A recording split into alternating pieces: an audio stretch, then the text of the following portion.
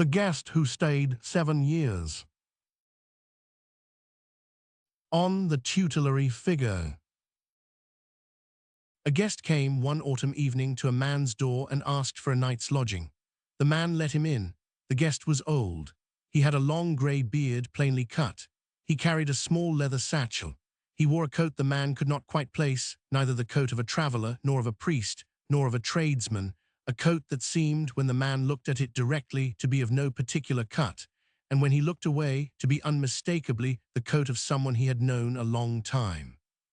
The guest had a steady gaze. He did not speak much. The man gave him bread and wine and a place by the fire. The guest said, "Thank you, I will stay only one night." The next morning the guest did not leave. The man who lived alone did not at first object. He was not in general a man who minded company. He went about his day. The guest sat in the chair by the fire. He read a small book he had taken from his satchel. He did not impose. At the evening meal he ate the same modest portion he had eaten the night before. After the third day the man said gently, "Have you somewhere to go?" "Yes," said the guest. "When will you go?" "When I have given what I came to give." The man considered. The guest did not seem dangerous. He had brought no demands. He took up very little room. The man who lived alone and who had been secretly lonelier than he had admitted found that he did not, in fact, want the guest to leave just yet. He let him stay. The guest stayed for 7 years. He spoke rarely. He did not preach. He did not in any visible way teach.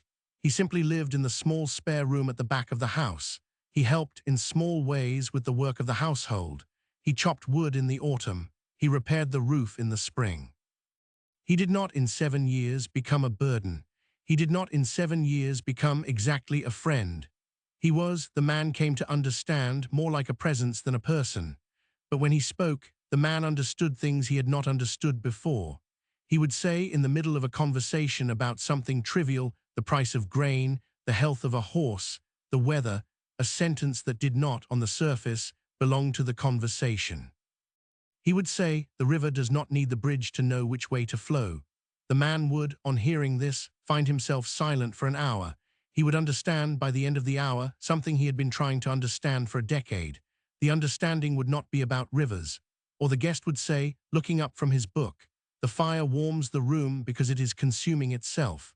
Do not pity what is consuming itself if it is also warming you." The man would sit with this for days. He would, eventually, understand that the guest was not, in any of these sentences, talking about fires or rivers or bridges. He was talking about something the man's life had been trying to teach him for 40 years, but had been unable to say in those words. The man asked the guest in the 3rd year who he was. The guest said, "I am not a teacher. I have nothing to teach you. I have only some sentences to leave with you. The sentences are not mine. I do not know whose they are. I have been carrying them for a long time. I leave them in houses occasionally where there is someone who can hear them. I will know when I have left enough. Then I will go." The man did not ask again. In the 7th year, on an autumn evening very like the evening of the guest's arrival, the guest stood up from his chair by the fire and put his small leather satchel over his shoulder. "I will go now," he said. The man stood up also. He had been expecting this in some way for years, and yet when it came he was not prepared. He felt a grief in his chest that surprised him. "Will you tell me, before you go, who you have been?" The guest paused. "I will tell you what I can," he said. "I am not exactly a man. I am not exactly not a man. I am a kind of figure that comes occasionally to lives that have been waiting for me. I do not know who sends me. I have no memory of sending myself. I appear at certain doors. I stay until the sentences are spent. I leave. I have done this in many houses. I will do it in many more. I have been for 7 years more yourself than you have been. I do not know what that means. I know only that it is true." The man wept. "What do I do when you are gone?" "You go on," said the guest. "You will from now on hear my sentences in your own voice. They will arrive in your head as if you had thought them. They will not in fact be your thoughts. They will be mine. I am leaving them with you. They will continue to arrive for the rest of your life. You may speak them when they come. You may pass them on. You may, if you find a house that is waiting, leave some of them in the chair by another man's fire. I trust you to know when." Guest walked out the door. The man watched him go down the road. The guest did not look back. He turned at the bend and was gone. The man went back into the house. He sat in the chair by the fire. He understood then that the guest had not been a guest. The guest had been the part of the man's mind that was older than the man, the part that had been waiting for him behind the doors he had not opened for 40 years, the part that knew the sentences the man had been trying to find for a lifetime.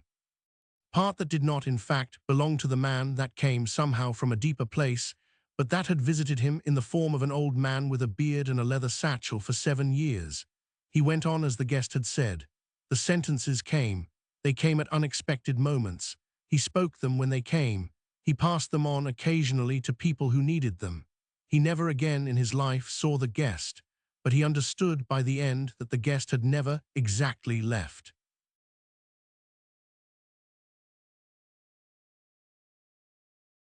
The guest who comes to your door and stays. 7 years is not, in the deepest sense, a man. He is the part of your mind that is older than you. He arrives in the form your life can bear, an old man with a beard, a leather satchel, a small book. He leaves his sentences in you. He goes. The sentences continue to arrive. You speak them. You pass them on. He has not, in fact, left. He has only become the voice in you that knows what you did not know.